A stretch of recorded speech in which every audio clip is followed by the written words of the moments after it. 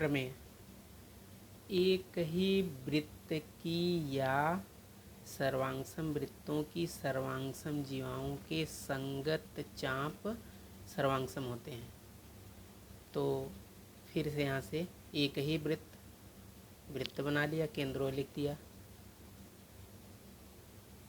कि सर्वांगसम जीवाएं, दो जीवा खींच दिया, एक जीवा पी क्यू खींचा, दूसरा एस आर खींचा। दो जीवा खींचना है, नाम आप कुछ भी लिख सकते हैं, और दोनों जीवाएं क्या हैं, सर्वांगसम हैं। तो अब आकृति का वर्णन कर देंगे। ओ केंद्र वाले वृत्त में जीवा पी क्यू सर्वांगसम जीवा एस आर दत्त। तो आगे क्या लिखा है, जीवाओं के संगत चाप। तो ये जीवा पी क्यू है। तब अब यहाँ से वृत्त पे चलिए, पी एम क्यू जीवा के अंत बिंदु तक, यानी पी एम क्यू और जीवा एस आर है। तो वृत्त पे चलिए, ये जो है संगत चाप है। तो जीवा सर्वांग सम, तो इन जीवा के संगत चाप भी सर्वांग सम हो गए। यानी दूसरे पॉइंट में क्या लिखेंगे, चाप पी एम क्यू सर्वांग सम चाप आर एन एस। कारण वही प्रमेय, सर्वांग सम जीवाओं के संगत चाप सर्वांग सम होते हैं। अब प्रश्न संग्रह 3 का पहला प्रश्न,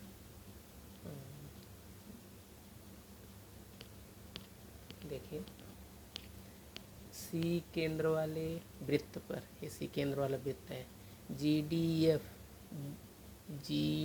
ई एफ बिंदु है, कोण ई सी एफ, कोण ई सी एफ, बीच में जो अक्षर है वही 70 होगा, बीच में सी है, तो ई सी एफ यानी ये 70 है। आपको पता है तो केंद्रीय कोण है, केंद्र पे बना है ना, तो केंद्रीय कोण है। तो इस कोण के संगत चाप कौन है, इस कोण के संगत चाप कौन है, ई एफ। तो मेजर ऑफ चाप ई एफ क्या हो गया, 70 अंश। देखिए ई एफ पूछा है, नहीं पूछा है, तो ये यहाँ से यहाँ तक जो है 70 अंश हो गया, ई से एफ तक। अब आगे चाप डी जी एफ कहाँ है, डी जी एफ यहाँ तक कितना हो गया, 200।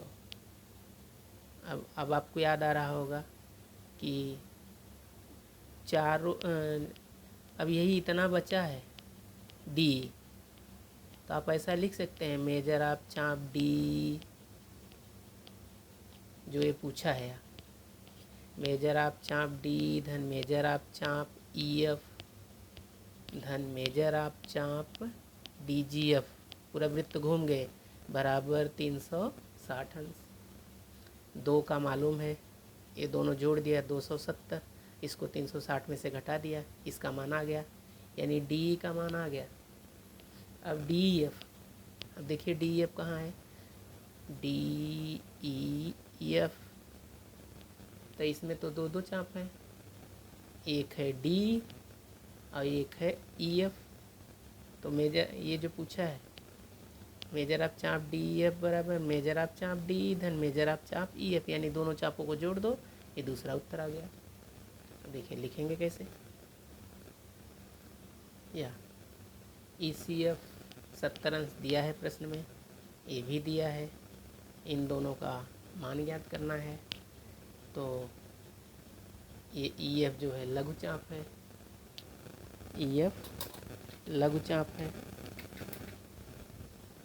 तो ये लघु चाप है, तो केंद्र से जोड़ा तो ई सी एफ मिला 70 अंश।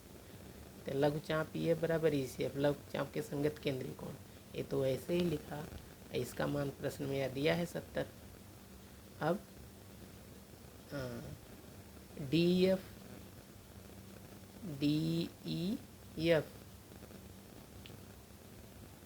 और क्या DGF, पूरा वृत्त घूम गया तो दोनों का जोड़ कितना हुआ 360। DEF तो पूछा है, इसका जो है या प्रश्न में 200 दिया है, 200 की इधर लाए तो ऋण हुआ, घटाए तो 160 आया, DEF आ गया पहला उत्तर। अब DEF को देखिए, DEF में दो दो चाप हैं, एक D है एक EF है, या ये जो DEF था यहाँ DEF है, इसमें दो दो चाप हैं।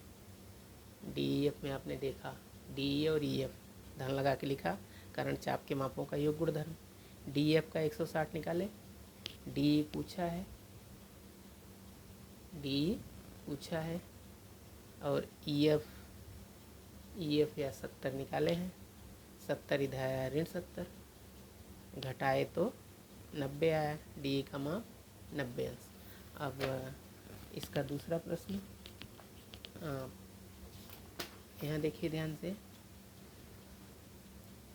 QRS समबाहु त्रिभुज है, ये QRS समबाहु मतलब ये तीनों भुजाएं समान माप की।